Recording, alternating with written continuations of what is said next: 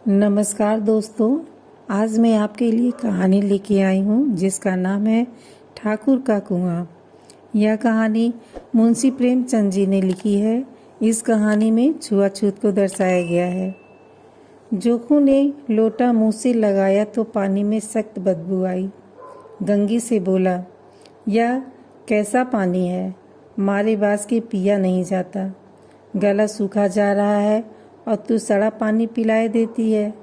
गंगी प्रतिदिन शाम पानी भर लिया करती थी। कुआं दूर था, बार बार जाना मुश्किल था। कल वह पानी लाई तो उसमें बू बिल्कुल न थी। आज पानी में बदबू कैसी? लोटा नाक से लगाया तो सचमुच बदबू थी। जरूर कोई जानवर कुएं में गिरकर मर गया होगा, मगर दूसरा पानी आवे कहाँ से? ठाकुर के कुएं पर कौन चढ़ने देगा? दूर से लोग डांट बताएंगे। साहू का कुआं गांव के उस सिरे पर है, परंतु वहां भी कौन पानी भरने देगा? कोई तीसरा कुआं गांव में है नहीं। जोखू कई दिन से बीमार है।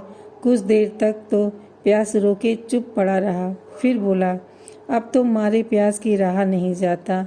ला थोड़ा पानी नाक बंद करके पी लूं।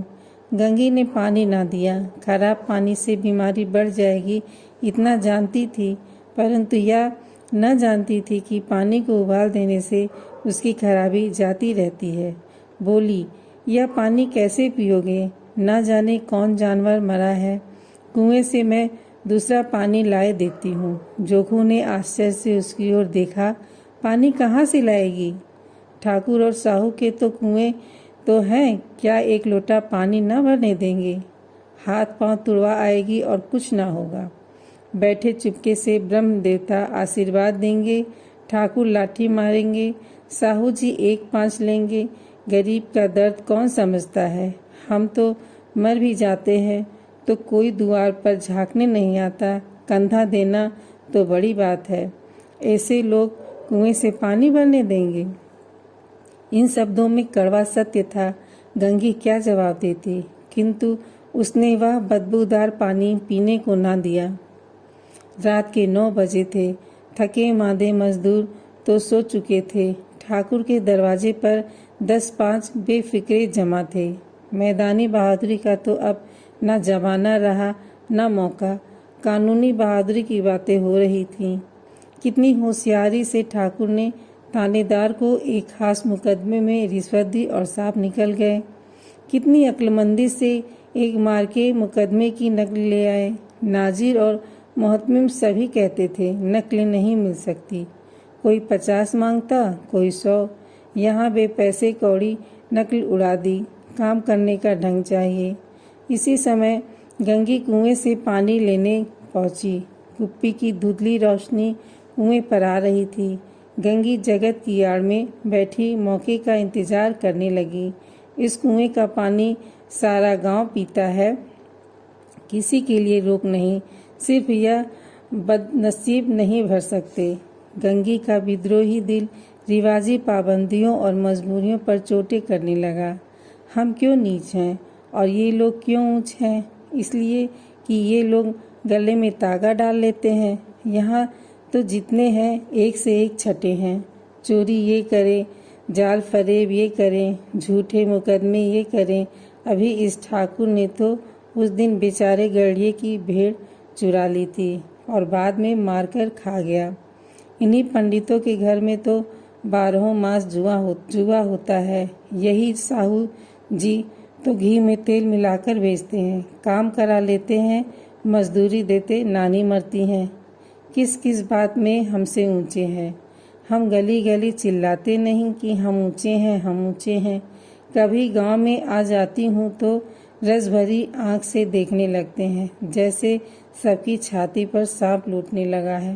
परंतु घमंड यह है कि हम ऊंचे हैं। कुएं पर किसी के आने की आहट हुई। गंगी की छाती धक धक करने लगी। कहीं देख ले तो गजब हो जाए, एक लात भी तो नीचे पड़े ना पड़े। उसने घड़ा और रस्सी उठा ली। झुककर चलती हुई एक वृक्ष के अंधेर साये में जा खड़ी हुई। कब इन लोगों को दया आती है किसी पर? बेचारे महगू को इतना मारा कि महीनों लहू थूकता रहा। इसीलिए तो कि उसने बेगार न दी थी।